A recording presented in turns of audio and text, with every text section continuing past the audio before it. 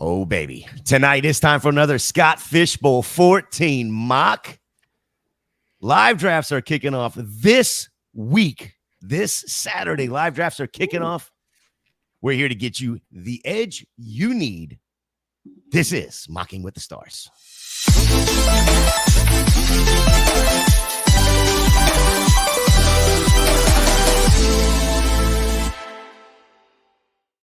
Welcome back into Mocking with the Stars here on Club Fantasy FFL. Chris Battistel at FF Chris B on Twitter is in the house. And of course, you can hit me up at Fantasy J77 over there on Twitter.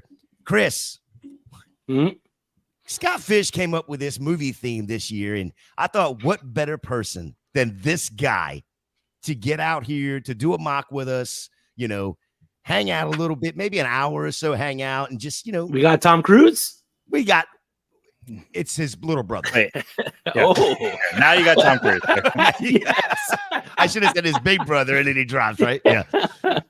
Mr. Joey Wright of the Football Guys over there. How are we doing tonight, Joey? If I get this chair working, I'm doing great. No, I'm doing great. Thank you guys for having me. I've got my Scott Fishbowl draft this weekend in Fort Lauderdale for Fort Lauderdale Live. So I need to be mocking.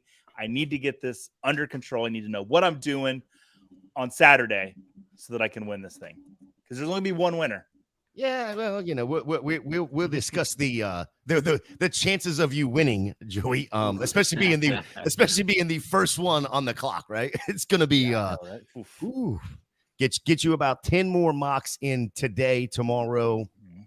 Do a regular work shift on Wednesday. Do a couple more mocks on Thursday, Friday for Saturday. That sounds about right. Absolutely. And I think right now you're sitting there with a TV right next to you, as I am too, sitting here watching the Panthers. Mr. Scampers is already in the chat. Go Cats, go. Go Cats. Oh, Lord. How many Scott Fish Bowls have you been in, Joey? This will be my good question. Fifth? 11, 12, 13, 14. I don't know how to count. It's my fourth. Fourth one. Okay. Yeah. Chris, how many have you been in? This is dose for me, number 2. My first one was last year. I got in one of the online races. Nice. This year I got my official invite. So second one around for me. Yes, and this is my third. So we've got a good little spread right here, 2, 3, and a 4. Right. And I'm glad you brought up how you got in last year, because not only do they have the races going on over there at Fantasy Cares, which if you're not following Fantasy Cares on Twitter, you would have loved to have seen Joey on there earlier this morning with his helicopter hat. It was absolutely wonderful. But Joey, there was news that broke this morning from Scott Fish himself. There was, yes. It took me a minute to realize what the news was. And that news, go ahead, is the Underdog satellites. So you could play on Underdog. I think, what are they, $5? $5. $5. Yeah. 150 max entries. Yeah. So not that you can win your way into Scott Fish Bowl that way now. Yeah, 500 people. Another way you can get in. Yes, 500 people are going to get into Scott Fish Bowl 15 via the Underdog satellites. $75,000 total is what's going to be donated to Fantasy Cares from that, which I think is absolutely phenomenal. Sound the soca horns. Bah, bah, bah, bah, bah. Yeah. Oh, I have those over here somewhere. I just don't know where they're at. So it is what it is. I'm going to pull this draft board up and get us started here. You chose the 9 spot, Joey. Is that where you are drafting? It is where I'm drafting. I originally chose the 6th spot, but somebody in my division, a late addition to the league, said he did not like being the 9th spot. And I was like, I'll switch with you. I can draft him anywhere. And I regret that decision because I love the teams I was getting from the 6th spot. And I've yet to really like one of my 9 spot teams. Yeah, I was going to ask you how much thought you put into the draft position, but I guess that kind of answers that. I'm my job over at Football Guys is the community ambassador, and my job is to make sure that the community is having a good time over Football Guys. And I think I just overreached a little bit, and I should have thought about myself for once instead of the darn community. And but no, I'll be fine. Yeah, I mean, you not only have the title of community ambassador, but you also have the title, from what I understand, as a travel agent for Football Guys as well. I do. I didn't realize I was going to be doing that, but I book everyone's travel, it seems, nowadays. I coordinate the company retreat in Vegas, and I did such a good job that they had a draft weekend in Nashville, and I was booking everyone's flights, and yeah, oh boy. Fun. I don't know about that.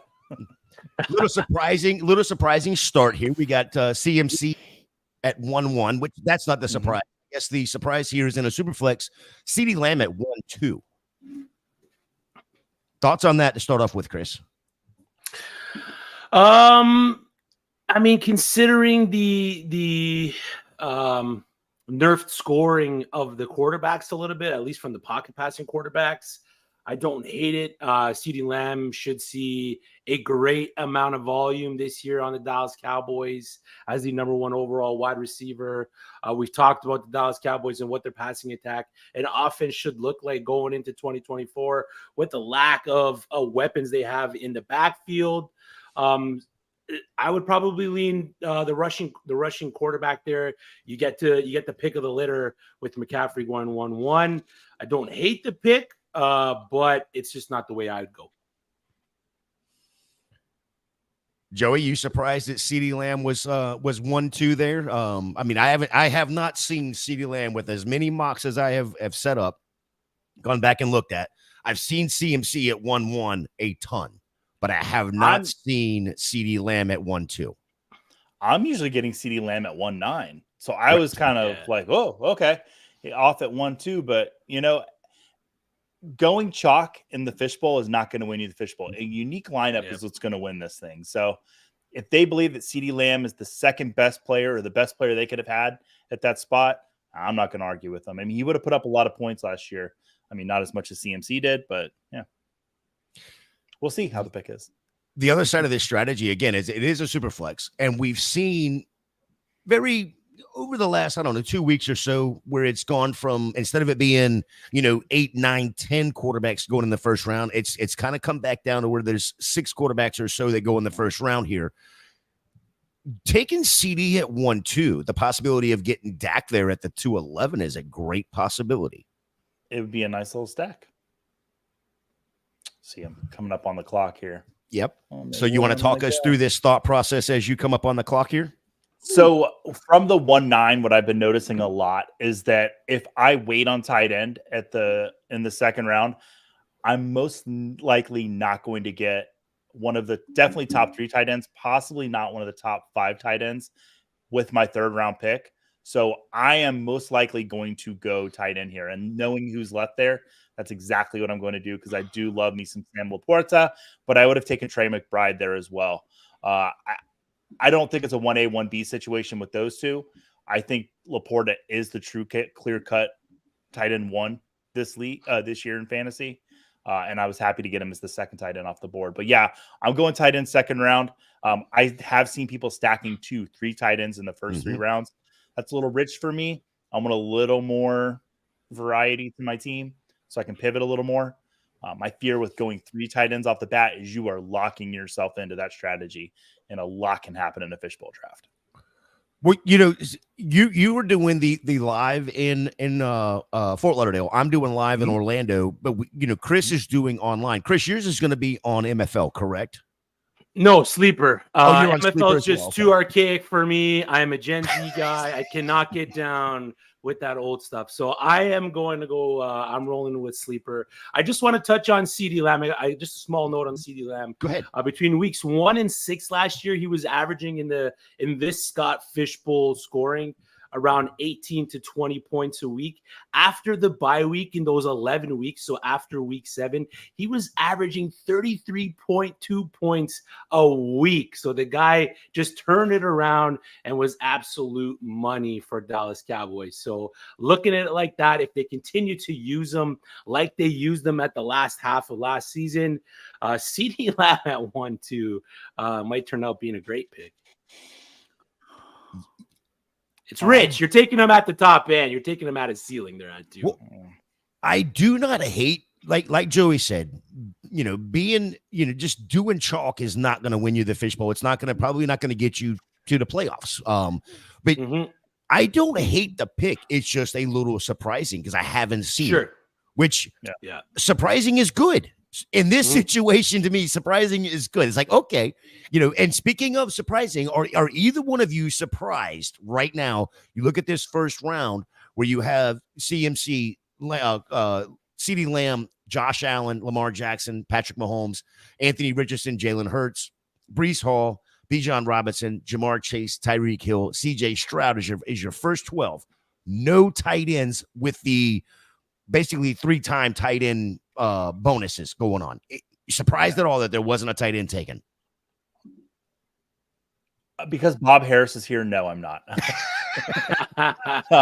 If he was here, they would have all been gone by now. I did a mock with him last week, and I was just like, Bob, stop taking tight ends. Like, leave some for the rest of us.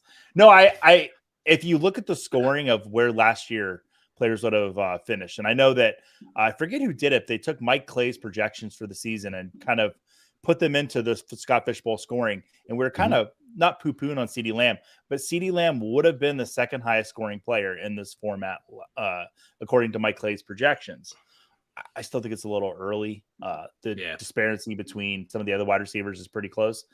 The first tight end would be about the 12th or 14th person down. So I'm not surprised they didn't go in the first round.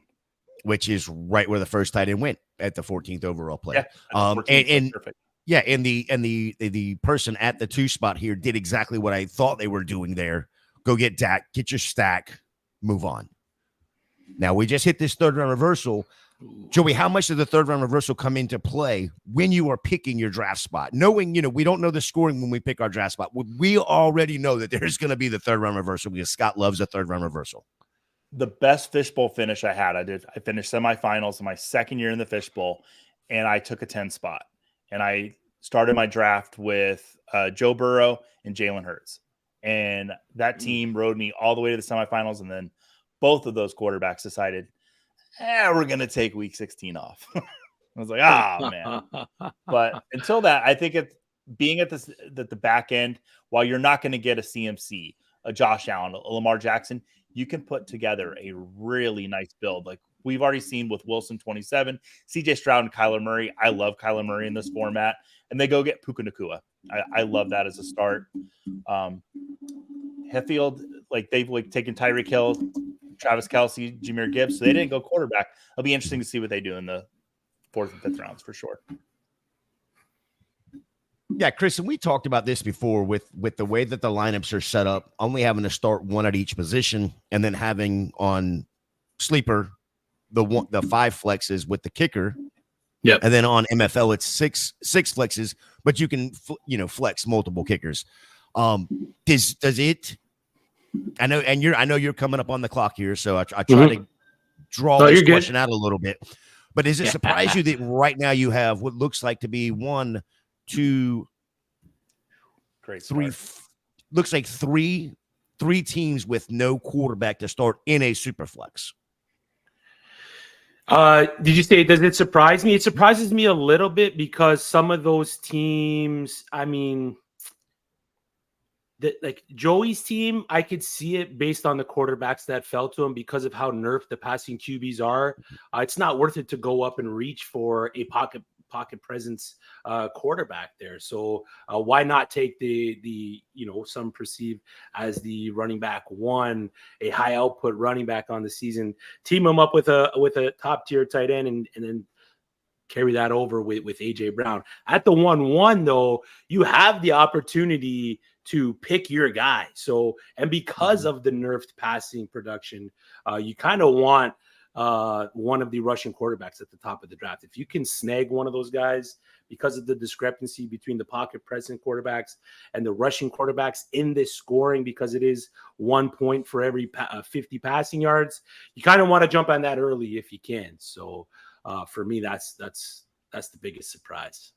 I've been really sad with Jaden Daniels seeing his ADP rise so much in this format, because getting him in the 3rd and 4th round was so nice. It was so nice, and that was so short-lived.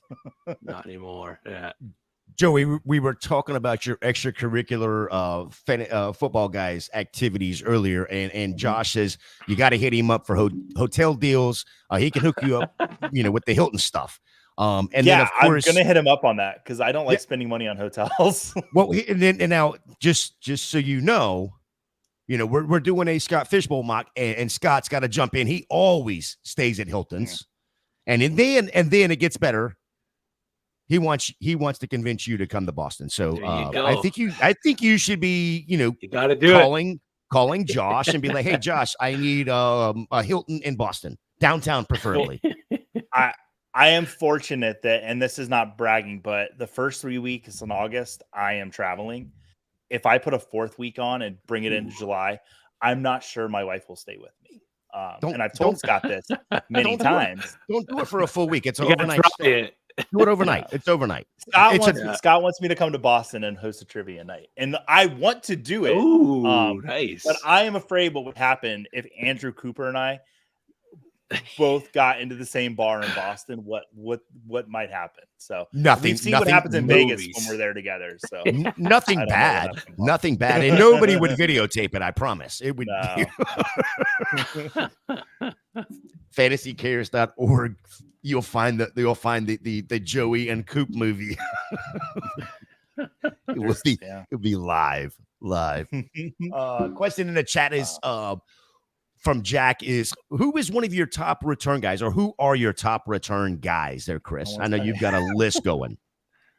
Yeah, I mean, Rashid Shaheed's always going to be at the top of the list just because of his role, and not only in the return game, but also in the New Orleans Saints offense. So he's also going to see targets there as well. So his value is going to be that much more than a guy, say, like Xavier Gipson, who might just be a return guy and not be as involved in that. But deep sleeper, man, Indianapolis, Anthony Gold, rookie. They drafted him in the 5th round. News out of camp is that might be his solidified role. That's what they're going to use him as. Great burst with the new rules, how it's set up in the NFL. Some of these return guys might not have that role. If you look at a team like Miami, they might utilize Tyreek Hill in that spot as the season goes on, and we see how coaches and coaching staffs try to take advantage of the new system. So Xavier Gipson, Anthony Gold's deep, Rashid Shaheed, of course, are guys that you're going to try to want to acquire. Joey, are you looking at any of the return guys to add to your fishbowl team? Absolutely. I think what I'm going to do is just kind of keep an eye on where they're going.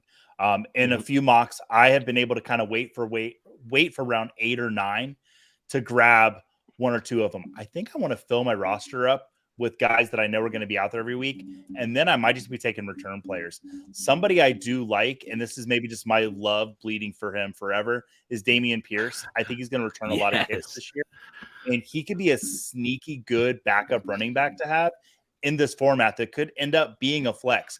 Because I think that's going to be the biggest variable in the Scott Fishbowl this year is what are these return guys going to do? We kind of know what the tight ends are going to do, but these return guys, that's going to be wonky. Yeah, I can't wait to see what happens with it. Yeah, I just want to let everybody know we've set this mock up, or I set this mock up for 15 rounds. The actual, team is going to be 22 rounds. We did this 15 rounds so you could see the beginning of it and then get out of here within the hour or so. I don't want to hold the guys up too long, but know that the actual, draft is going to be another 7 rounds on top of what we are doing tonight. Going back to, team 1, I keep looking at team 1 and it's astonishing to me. Running back, tight end. Yeah.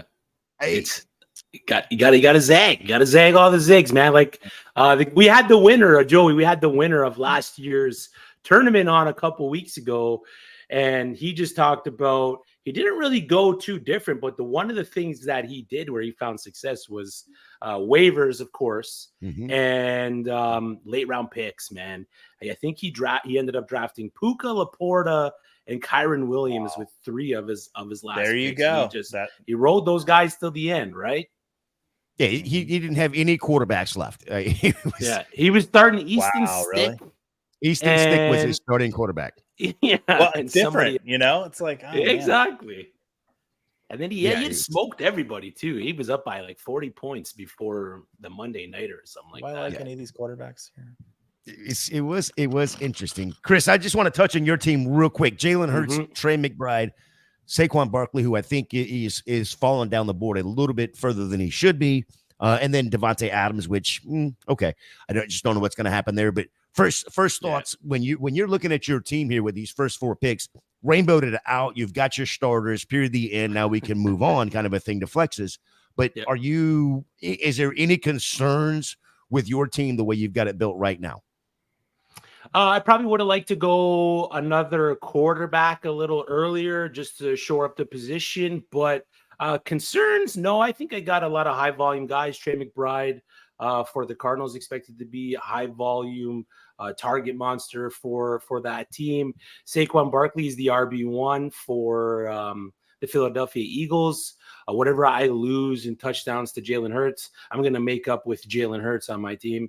And then Devontae Adams is another guy who's going to be projected to be hyper targeted in that Las Vegas offense. Whether it's Aiden O'Connell or Gardner Minshew the ball, there's going to be one guy that they're going to be throwing it to, and that's Devontae Adams. So for me, also, I had to be a little bit off what I usually do because I believe Corey Hurt at the 3 spot is also in the Joker League. So I don't want to give him too much. I'm trying to play my cards a little close to my chest here. I see what you did there. You're playing a little defense. You went and researched your league before you. Okay. That's why you were late tonight. You blamed it on the rats, but you were researching your league. I got you. You got it, brother. See how he did that, Joey? It was sly little Canadian. I see him. Yeah, he came in here saying that he had to put his rats to bed, and I just want to give the benefit of the doubt. And I figured he's talking about his kids, but I'm like, do you have rats? Like, if you do, that's awesome. I'm all for that. Just didn't want to, prejudge. Well, he's already prejudged. He's Canadian, and then Joey, let's talk about your team real quick. Bijan Robinson, Sam Laporta, AJ Brown. Finally, get your quarterback there in the 4th round with Caleb Williams, and then Brandon Ayuk. So I'm not super excited about my QB1. I do think Caleb's going to have a good season. I think I might take him a little bit to get started. So I am going to probably be targeting another quarterback here soon. I've done mocks where I've only taken one quarterback in the first 8 rounds, and there's a quarterback I like really later on. With Caleb as my QB1, I was hoping that Herbert or Tua would kind of snake around back to me. Did not happen.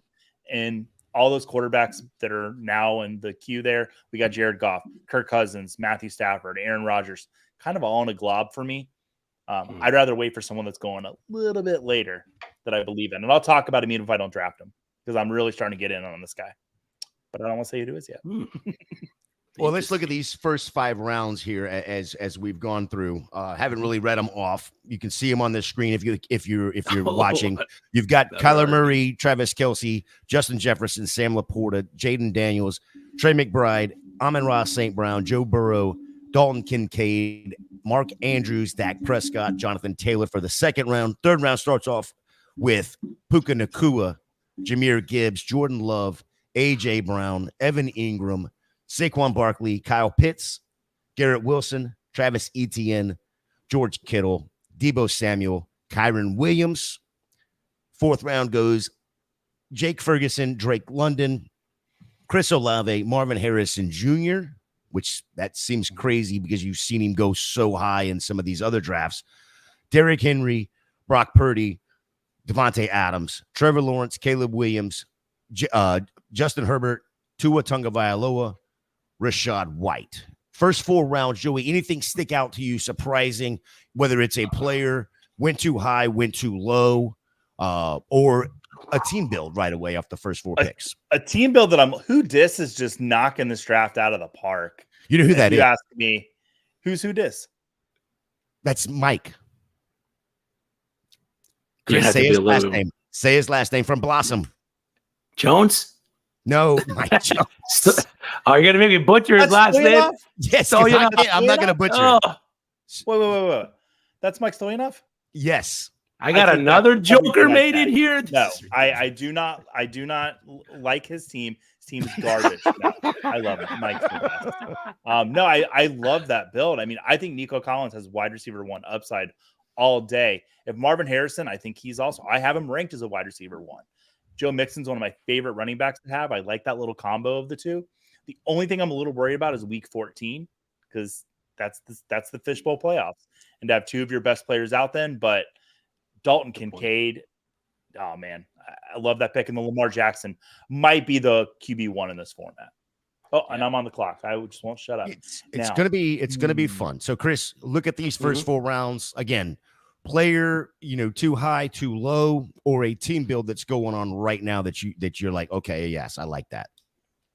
Or one that you say, oh my God, what is he doing outside of team 1? We've already talked about. I mean, team one's got me. Team 1's got my wheels in motion right now, trying to figure out what the rest of their team is going to look like. Team 1 is going to be fighting Joey for that quarterback at the very end. That's what that is. Exactly. I like Gator Raiders squad. Chase Jefferson is always a great stack. You follow that up with 2 stud quarterbacks in Love and Herbert. I think Herbert's going to be utilized on the ground more than we are projecting in that Los Angeles Chargers offense. So that's a great addition to his squad. And then Josh Jacobs for Green Bay. I mean, if there's one year that Josh Jacobs is going to have value in Green Bay, it's at the very least this year. And then followed up with Ramondre Stevenson, who just got paid in the terms of running back dollars, or how running backs get paid. So I kind of like what Gator Raiders is doing there. Joey, when you look at Gator Raiders, where he took Jamar Chase at the, 110, he had the option to stack Burrow with him right away in that second round. Granted, I understand with the nuking of the quarterback here. Would you have taken that shot, or would you just said nope? I'm going to go here. Justin, I would have taken a tight end. If I would not have taken Laporta, it would have been the McBride and then Burrow. So yeah, I think stacking would have been nice. I would not go out of my way to stack, and I think in my opinion that would be going out of his way a little bit to make that happen. I don't think it'd be a bad pick, though. It's really close. Oh, who took Goff? Not happy. Not happy with that person. Yep, That's not who 2 picks, and then Shaheed goes off.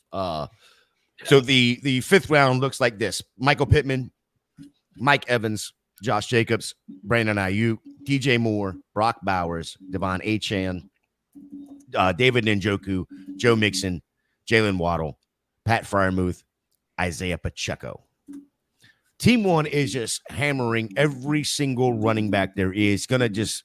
Looks like it's going to be every flex position is absolutely going to be filled with is chatting on the sleeper. Oh, is he in the? Okay, he's in. Mike's in the. He said, yeah. He's like, oh, damn, my identity's blown. yeah. No, it's his identity has been blown. But yeah, the flex positions are going to be filled with the running backs from Team 1, with that 0.25 per rush. Is that going to make a difference in your running backs there, Chris?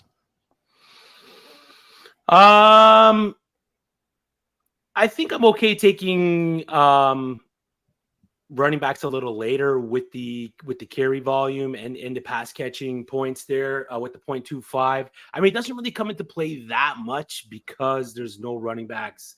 There's very little amount of running backs that see that workhorse role. So I think the carry bonus kind of affects the quarterbacks more than it does the running backs. So, I mean, one catch from Devin Achane equals 4 carries from Saquon Barkley, right? So I don't think I'm not going to put too much stock into the quarter point carry bonus for the running backs when I'm trying to figure out where I want to select these guys. Joey, go ahead. I was saying my issue with running backs is they can score a lot of points in this format.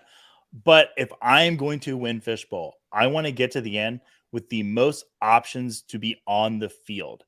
And I feel like if I draft a lot of wide receivers, I'm going to have more options because we see it happen every year. Running backs get hurt.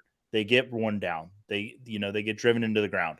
I would rather take a Bijan Robinson, who I'm going to anchor my team with, take some running backs later, but really load up on wide receivers that, unless they get seriously injured, are most likely to be there at the end of the season. That's my strategy to try to win the Fishbowl this year.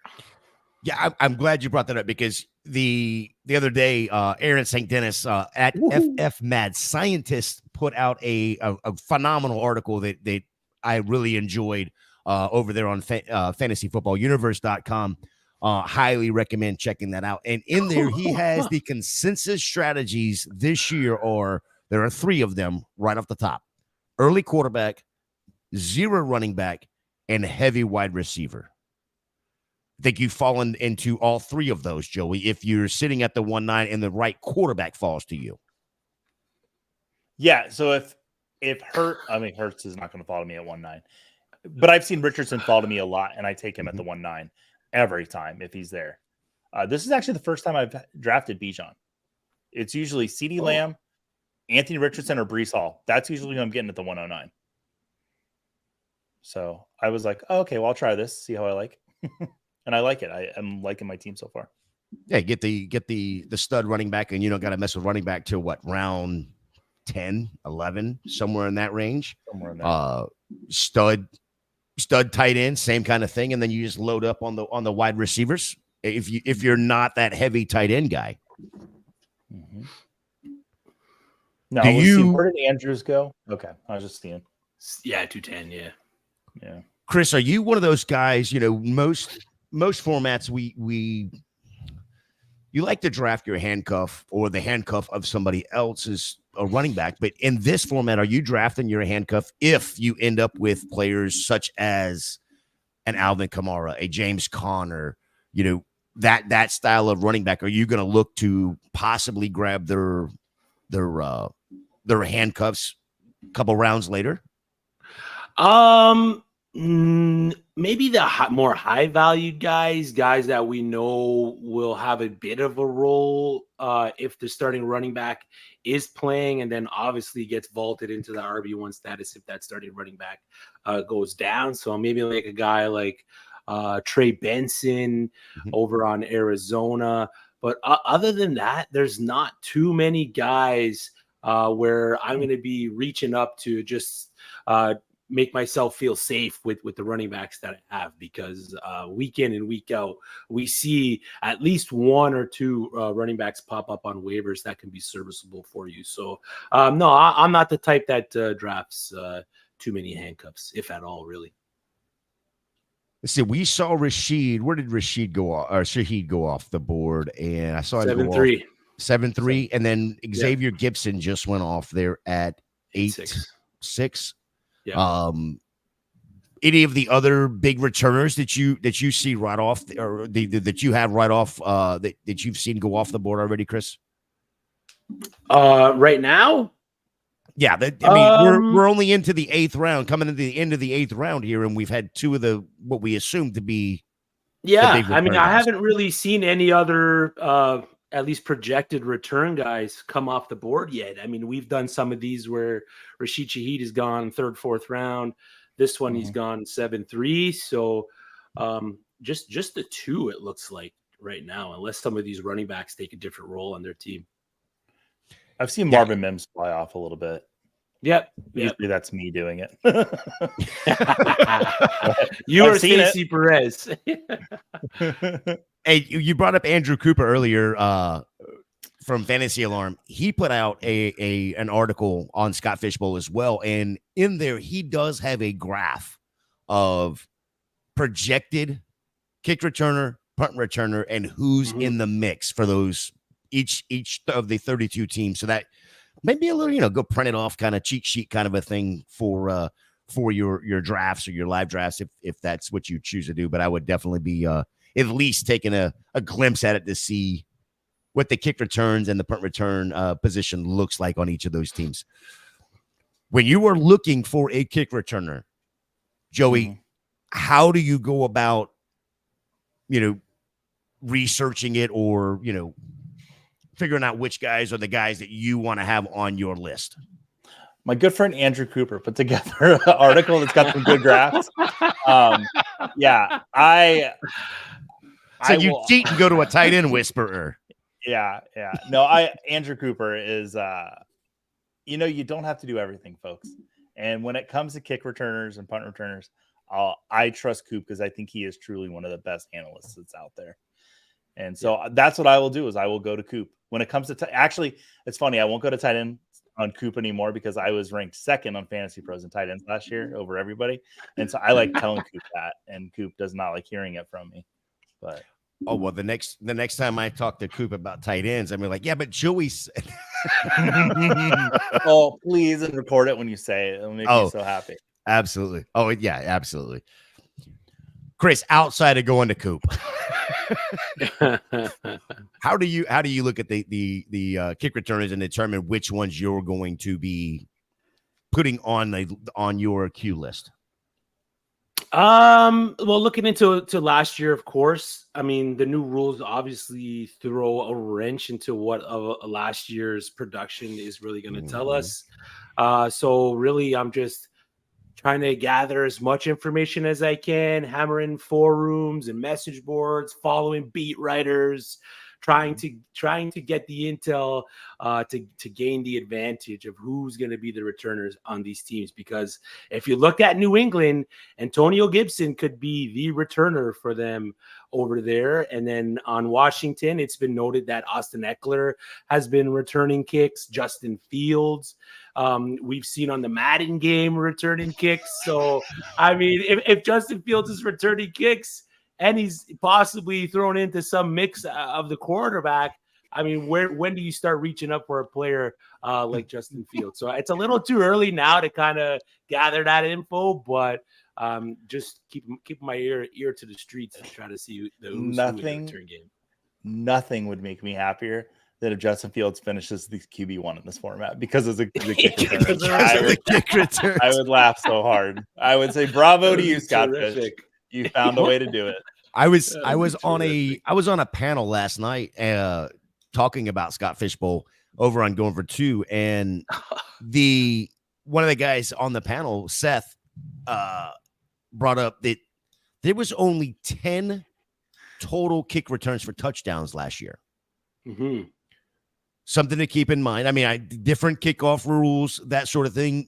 How long do you think it's going to take for us as fantasy players, as Scott Fishbowl managers, to sit there and go, wow, these kickoff rules are absolutely going to win me the league or lose me the league? Is it a week, 2 weeks? I think if we see in week 1, there's 3 or 4 kick return touchdowns, I think that's when we're really going to, but it's the yardage too. I mean, you can get a ton of points off just yardage. So one point I'm for wondering 5 if yards. teams are just going to concede the 30. And that's a big thing to ask, but is that going to happen? I don't know.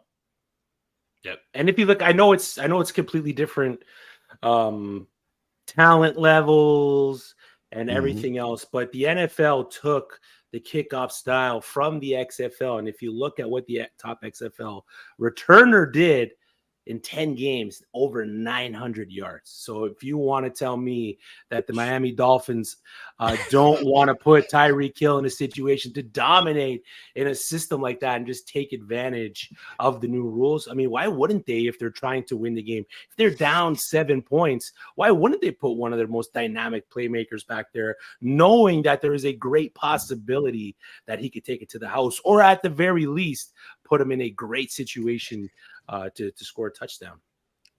I wonder if this wrinkle becomes so cool for Scott that they don't make it IDP next year, but the flex could be a defensive player because we have a lot of kick returners that are defensive players. So I wonder if we see that come into the mix for the next Scott Fishbowl. I'm not telling Scott what to do, but that's one thing. Nudge. Scott's been on a couple programs over the last few weeks, and I don't know if he's, just because he's got nothing else to do, he just jumps on people's podcasts and interrupts their shows and stuff. If you send him a link, he'll kind of interrupt us right now, probably. No, don't do that, because then he's just interrupting our program. I mean, he dropped the third quarterback on with us 2 weeks ago. A couple weeks ago, we were sitting here, we were talking to Jed. And just in conversation, that's where the Twitter post about maybe I'll do a third Superflex or whatever it was. He said that he was going to do that on the show, and of course, he tried to break Twitter, but did you get sniped with Young there, Joey? Oh boy, did I ever! I thought for sure, he'll be back. Scott said that he goes and looks at what the rule changes for the NFL prior to making the rules for, of course, Scott Fishbowl. But with this being a huge deal, I think it's going to matter. I just don't know how much. Don't know how long it's going to take to figure it out, but I think it's going to matter, and I think it's going to be more because of the 1 point for 5 yards of return. Yeah, more than it is going to be for the touchdown. Yeah, but you want the kick returner that's also involved in the offense outside of special teams, because Rashid Shaheed was valuable as a kick returner, but he was also saw over 70 targets for New Orleans, right? So exactly, that's a lot of his value comes from that as well. So you kind of want to get a guy that's married to both systems, then you're laughing. I couldn't agree more. It's Joey's like a safety blanket. Yeah. Yep. Joey's got so many fans. Look, we even got doctors coming out now. Dr. Kevin Murray in the house, the ultimate ambassador. Joey is everywhere. I rarely plug my own stuff, but everyone should go listen to Dr. Kev's episode, Fantasy Unlimited, with Julia Papworth today. Yes. Great episode. I started my day off with that today. Lots of smiles. So go listen to that show today. Yeah, and if you haven't listened to some of Dr. Kevin Murray's YouTube, you need to, because he's got some great people on there. He got some great stories. So definitely go do that. Thank you for dropping in and saying hey there, Kevin. That's awesome. Awesome. All right, let's get back over here. We did the first 5 rounds, I believe it was. Let's get through a couple more here. Amari Cooper. Let's see, Kenneth Walker, Alvin Kamara, James Cook, Nico Collins, Stephon Diggs, Malik Neighbors, Zay Flowers, Devontae Smith, DK Metcalf, Ramondre Stevenson, Cooper Kupp, Amari Cooper in the 6th round. The 7th round starts off with George Pickens, Jared Goff, Rashid Shaheed, T. Higgins, Terry McLaurin, Matthew Stafford, Kirk Cousins, Keenan Allen, Jaden Reed, Christian Kirk, Zamir White, Aaron Jones in the 7th. Starting the 8th is with James Conner, Luke Musgrave, Calvin Ridley. What happened? No, just all those running backs that he has. Yeah, it's like continued. Team 1 is continuing to hammer the running backs. Jonathan Brooks there at the 9-4. David Montgomery, Xavier Gibson, Hollywood Brown, Taysom Hill. Don't hate it. Don't hate it if he keeps the tight end designation. Don't hate it. Don't hate it. Okay, fine. Tank Dell, Najee Harris, who was just slipping and sliding. DeAndre Swift, Rashid Rice to in the 8th round. Surprises yet? Anywhere yet there? I mean, I'm gonna say Najee's a surprise to me in that offense. Shouldn't be falling to the end of the 8th round. But Joey, any surprises for you so far? No, like that Najee pick. There's 2 schools of thought of what the Steelers are going to do this year, and I think we've seen Arthur Smith doesn't like to give all his carries to one running back, even if that running back deserves it. I think Jaylen Warren is the best running back in Pittsburgh, but Najee's not coming back for the 5th-year option. So I think Pittsburgh is just going to kind of ride him into the ground, at least to the point where it might just be a 50-50 split.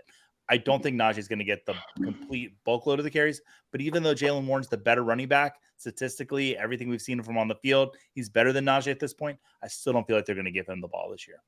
And I'm on the clock. Yeah, I'm going to disagree with you a little bit. And the only reason I'm going to is when you look at last year in Atlanta, you had 2 decent running backs in Bijan Robinson and Tyler Algier. Bijan only had 200 touches from the backfield. Yes, Tyler Algier also had 200 touches.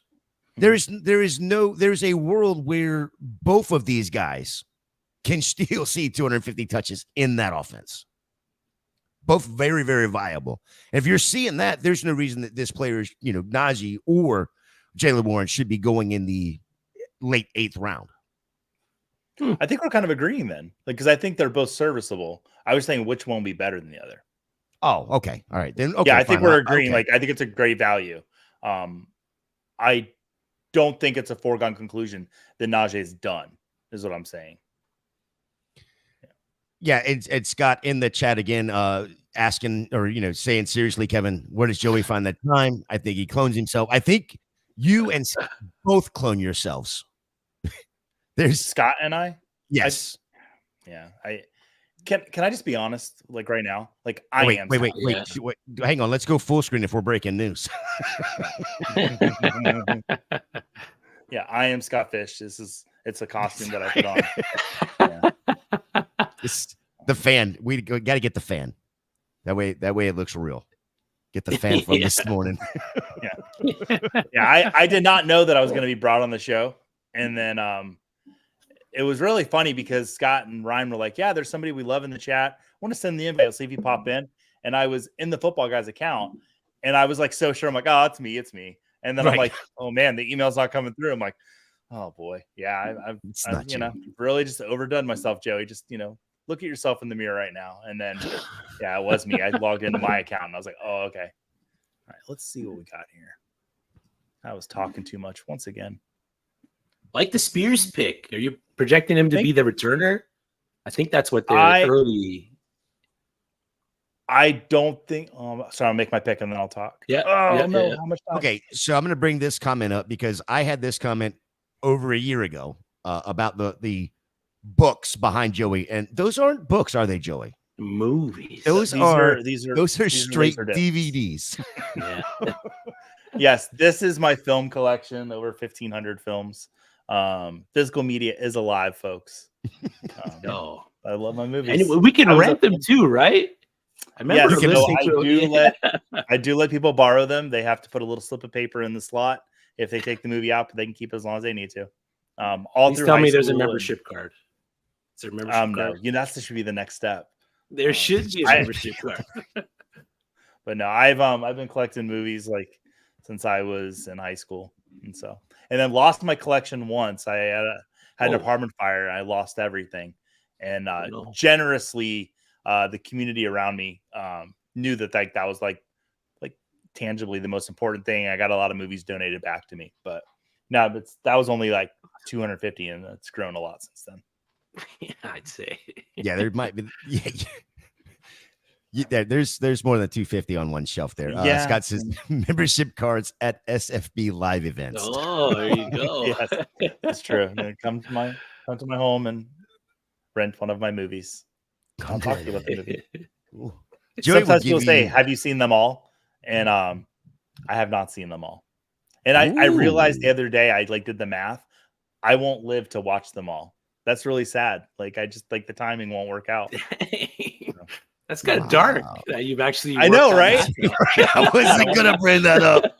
Yeah, I'll bring the mood down a little bit, but yeah, just a little maybe bit.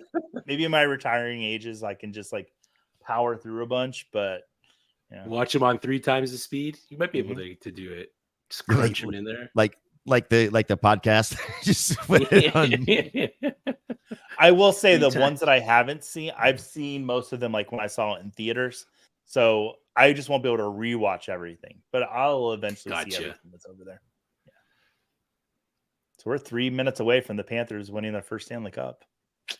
Keeping the cup in the new home, Sunshine State, aka the hockey capital of the world. Come on, there's a player I want. So we're 2 rounds left. I mean, between Tampa and Florida, I guess you call them Florida, but they're Miami. Between those 2 teams, they've got more championships than any Canadian team over the last 10 years. Sure, you're probably right. Who was the last Canadian team to win the Stanley Cup? Was it Canadians? The Montreal Canadiens? The Canadians in 90. Well, it wasn't 92. It wasn't Toronto. No. Do the Red Wings count? That's kind of close. That's kind of close enough. Unfortunately, they'll claim them. They'll claim them. Well, Edmonton's they're trying right now though. Scott says he used to run a video store and he's watched almost every movie in the store. Yeah. Dang. That is one in the movie industry, if you want to call it. I never had the video rental. I wanted to work at a Blockbuster or a Family Video. I was a projectionist though, like we're actually with 35 millimeter film, which would splice the movie and string it up. So yeah, like the old school, that was fun. Nice. I'm still one of the few people like in my area that knows how to do 70 millimeter. If there's actually 70 millimeter film, when the Hateful Eight came out, I got hired to. Oh no. I think Edmonton might have just scored. Oh no, wait. Panthers fans are cheering. Never mind. Yeah, that's so kickers aren't available in this particular draft here, I don't believe. Over the last 3 years, an average of 15 kickers finished in the top 100 in overall scoring. Huge for MFL advantage. Mm-hmm. But I think Scott made a point when he was on the show that a lot of the teams that were in the top didn't really, get the advantage of rostering multiple kickers last year. I don't know how much it changes this season with the nerfed quarterback scoring, though. Yeah, I that one I don't know, but most drafts where you have to have a kicker, you're waiting till later in the draft to go get those. Now, again, MFL you're able to flex them. Sleeper, you have to start one. Joey, at what point are you looking to go get a kicker? Are you waiting to the last round?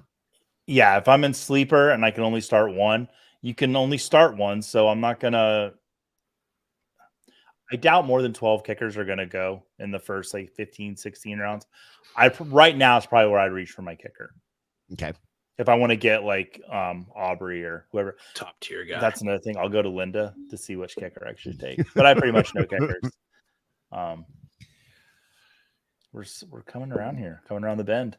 Yep, y'all are coming around for this last round here. Scott has one more. He says Hockey Hall of Fame is still in Minnesota, and we Minnesotans still lead in Olympians, and I believe NHLers among U.S. states. Okay. There you go. I think Scott should have saved that for like a trivia question, on Fantasy Cares, but maybe he could still do it, and now we know the answer. Mm-hmm. Yeah, there you go. Oh, so the other day, whenever Fantasy Cares and the merch store put out the hats, I meant to go get the hat and I forgot to do it that night.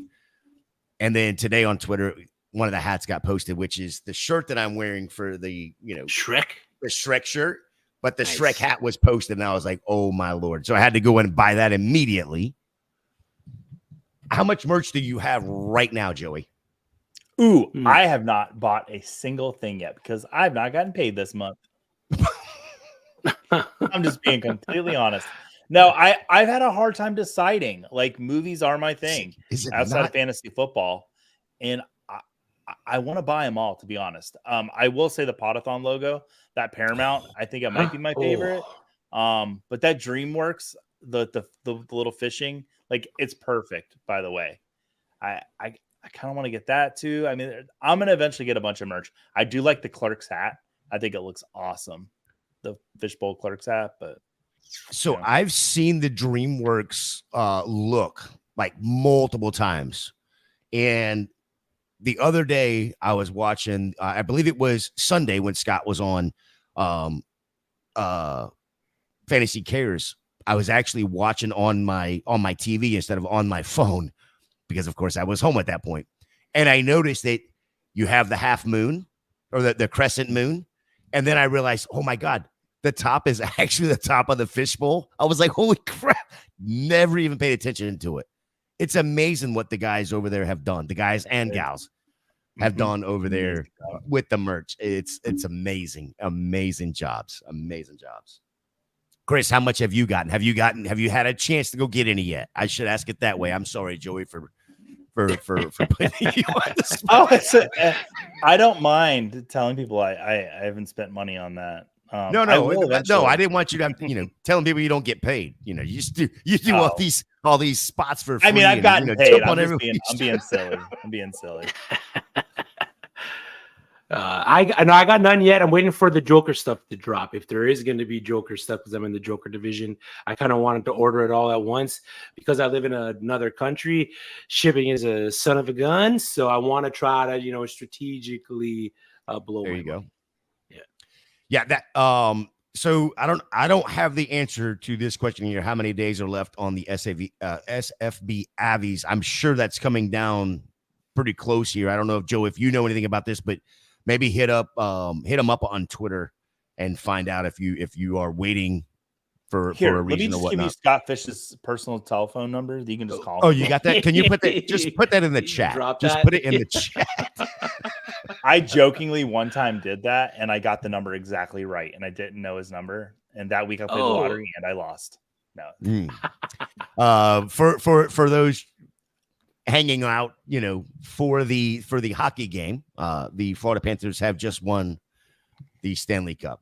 Edmonton came back though, 3-0, came all the way back to drive a game 7. So let's look at this draft overall. I'm going to drop us off the screen here for a second and bring the draft up. Don't want to go through each team individually, Joey, but let's see if you can look at these teams, figure out which one you like the best outside of yourself, the build, maybe not the players, but maybe the overall build itself. I want to point out Team 12 for a quick second here, going Stroud and Murray to start with the 1-2 punch there at the 12 spot. Coming right back with Puka Nacua, securing their RB1 there with Rashad White, and then just hammering wide receivers.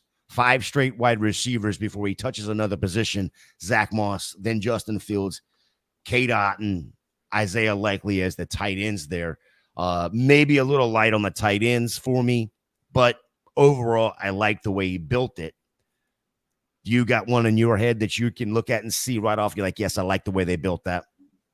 Well, I already said the nice things about Mike Stoyanov, so I'm not going to do that again. El Jefe. I like how his team turned out, and he drafted right next to me, which makes me mad because I could have had that team. But Breece Hall, Jaden Daniels, and Trevor Lawrence as your quarterbacks. Fantastic. You got an anchor running back. And then I do like Evan Ingram in this format. I mean, he was was he the tight end 2 last season?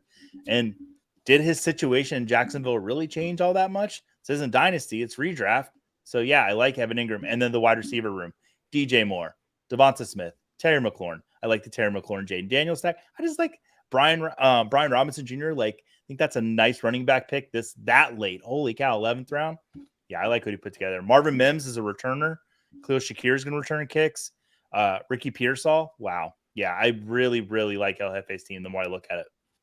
I don't know what he's thinking about Aiden O'Connell, though. Gardner Minshew. He's going to be on the field every game for Las Vegas. He's so beautiful. Yeah, I'm pretty big on Brian Robinson Jr. this year. And Scott throws in there that, Eckler's taking returns, which we've talked about this in the past, with Eckler taking returns there for the Commanders in practice. So we shall see. Charlene Erickson checking in. Congratulations to the Panthers fans. Yeah. Captain America themed, one Spider-Man themed, one Blade, one Sadly. That's what Josh went and got out of his fishbowl merch so far. Chris, one of the teams sitting up here, which one you looking at? I like 111. H Field 01 started off with Tyreek Hill, Travis Kelce, Jahmyr Gibbs, and then rounded out his quarterback or his QB1 with Tua Tagovailoa, and then follow that up with 2 wide receivers, Mike Evans, Cooper Kupp, Superflex QB, grab Jared Goff. DeAndre Swift is his RB2, might be utilized in the return game for Chicago, but he should see a decent workload. I love the Worthy pick. I know we kind of touched a little bit, or we touched quite a bit on returns. And if you look at what Worthy did in Texas, 22 punt returns, average 17 punt return yards every time he was involved. So if Kansas City can utilize or wants to utilize that speed that we know Xavier Worthy has, he could be great value there where he got him. Then Singletary, Edwards. We know Singletary, at least right now, is projected to be the running back 1 for New York. That guy just constantly gets devalued. He was consistent last year in Houston. I should see the same things happening with the Giants, and then Edwards, and then finished it off with Demario Douglas, who's just been lighting up camp so far. So I like that. I like that squad a lot. One last question for each of you. Chris, you've been in 2. Joey, you've been in 4 fishbowls. What is one word of advice or a phrase of advice that you would give to somebody that is brand new going to their first Scott Fishbowl? You know what? I know this is like not even fantasy advice, but have fun with it. Like what we're all out there doing for this fishbowl is for a good cause, for Toys and Tots and Fantasy Cares. So have fun with it. And if you've got a feeling about a player, I always like saying this, and let the deciding factor be fun for you, because fantasy is supposed to be fun. So if you've got DK Metcalf and T. Higgins and they're back to back, and you're a Bengals fan and they're that close, just take T. Higgins, because you're going to enjoy watching those games that much more. And that's kind of what it's all about. Chris, any words of advice for somebody that's new to Scott Fishbowl? Joey hit it on the head right there. Just don't take it too seriously because of the size of the tournament, and keep it simple, man. Don't overthink your draft. Yeah, I think if you want to take it too serious, you're doing it for the wrong reasons. This is about having fun. The few years that I have been in, a couple things that I have learned over those 3 years is, number one, enjoy the hell out of the group chats. If you can get to a live draft, whether you're drafting live or not, go. They're just a load of fun. The last thing I will tell you, very, very, very simply, as Joey just put it, this is the amount of people that are in this. It's probably not something we're going to win. It's about having fun. Number one, this is the go get your guys tournament. Get your guys, because you want to watch and have fun on Sundays and Mondays and Thursdays and Fridays and Saturdays. This is where you're going to go and do that. There is no pressure. So enjoy the hell out of the fishbowl, because it is all about having fun, supporting Fantasy Cares, Toys for Tots. And what other tournament are you going to be able to enjoy, the likes of a Joey Wright or, Shane Battier, somebody like that in your group chat on a regular basis? Not very many. Scott, congratulations. Done a great job so far with this, and it's only getting better the 3 years that I've been in it. So I've enjoyed the hell out of it. Any last words, Chris, from you? Just to my fellow jokers out there, why so serious? Don't forget, if you are not subscribed to Club Fantasy FFL on YouTube, you can fix that ASAP. You just click the little button, click the little bell, let you know when we go live any time on the channel. We're on our way to 2,000 subscribers. We can only do that with your help. The Monday night, we do Mocking with the Stars right here at 10 p.m. Next week's guest right now, Bob Harris. So I knew Joey was going to do that. That's why I made sure I brought it up. Tuesday night is Masterclass, 8:30 p.m. It is our best ball show with myself and Stacey Perez. Wednesday morning, Who's Your Caddy? Our Golf DFS. Wednesday night, the flagship show, no pun intended, at 7. Thursday, the brand new show, Trade Blocked, at 8 p.m. Mock Girl Summer at 10 p.m. I believe they are also doing another Scott Fishbowl mock. Getting you ready, Joey.